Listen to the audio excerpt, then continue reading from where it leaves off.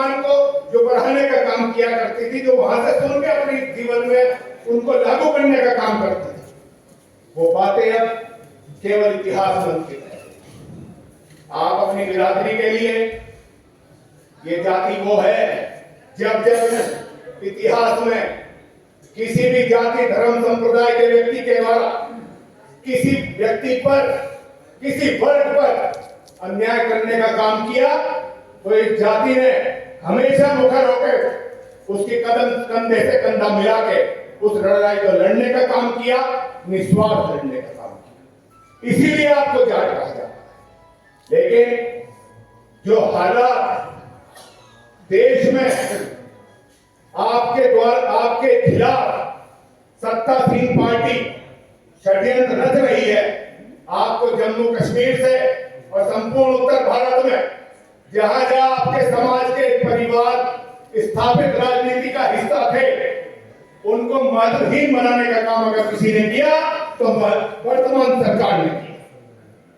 फिर भी हमारे लोग 40% से ज्यादा लोग सत्ता में भागीदारी रखने का काम करते हैं, लेकिन हमारे समाज की जब मूल मुद्दों की बात होती है, जब हमारे समाज के नाम पे वो मंत्री, विधायक और सांसद बनते हैं, उसके बाद जब समाज की कोई बात आती है तो हिंदू बनने का काम करते हैं।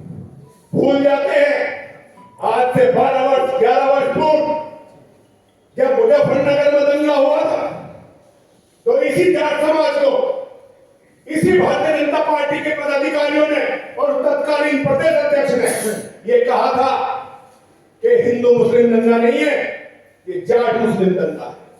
आपको ये पार्टी हिंदू बनाने, हिंदू भी नहीं मानती, और आप लोग इन फंडियों के बहकावे में आके अपने मूल चरित्र से समझौता कर रहे हो। अपने मूल चरित्र से अगर समझौता कर लोगे तो आपके पास कुछ बचेगा नहीं।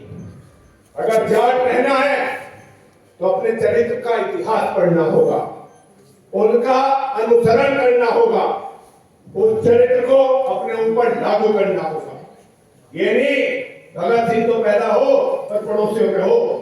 अगर भगत सिंह और क्रांति की बात करनी है तो अपने घर से शुरुआत करनी हो। अपने घर को संस्कारों से, चारित्रिक पतन से अगर आप सुरक्षित करोगे तो निश्चित ये बिरादरी बचेगी। इस बिरादरी को बचाने का संकल्प इन महापुरुषों के श्रद्धांजलि सभा से बेहतर और क्या हो सकता है लेने का। आपको इस बिरादरी को बचाने के लिए, अपनी आने वाली नस्लों को बचाने के लिए अगर प्रतिबद्ध होना पड़े तो आज से प्रतिबद्ध हो जाओ। आपको, आपकी संगठित ताकत को इस धरती पे कोई दूसरा चैलेंज करने वाला नहीं। जितनी भी उत्तर भारत की स्थापित राजनेता, जितने भी इस उत्तर भारत में जाट समाज के स्थापित राजनेता रहे, आज चाहे हरियाणा का बात हो, चाहे चौधरी देवीलाल का परिवार हो, चौधरी बंसीलाल का परिवार हो, सर छोटू राम का परिवार हो, भजनलाल का परिवार हो, राजस्थान में मदेना परिवार हो, मिर्जाओं का परिवार हो, और उत्तर प्रदेश में चौधरी चरण सिंह का परिवार हो, पंजाब में बलराम जाखड़ जी का परिवार हो, कैप्टन अमरिंदर सिंह का परिवार हो, या सभी स्थापित राजनेताओं का परिवार हो, आपकी बिरादरी के लोगों का, आज वे कहां हैं?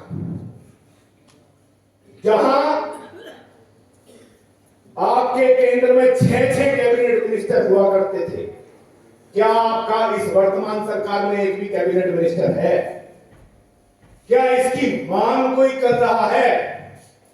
आज सत्ता में स्थापित राजनेताओं को, जो आपकी जाति के राजनेता हैं, जब आप उनके पास समाज के विषय पर जाते हो तो वो मौन हो जाते हैं, क्योंकि उनकी हैसियत नहीं है कि समाज के लिए वे जवाबदेही तय कर सके और समाज के लिए वे खड़े हो सके।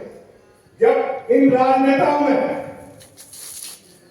इतनी हैसियत नहीं कि वो अपनी जाति के लिए खड़े होकर कोई बात कह सके, तो क्या भला करेंगे?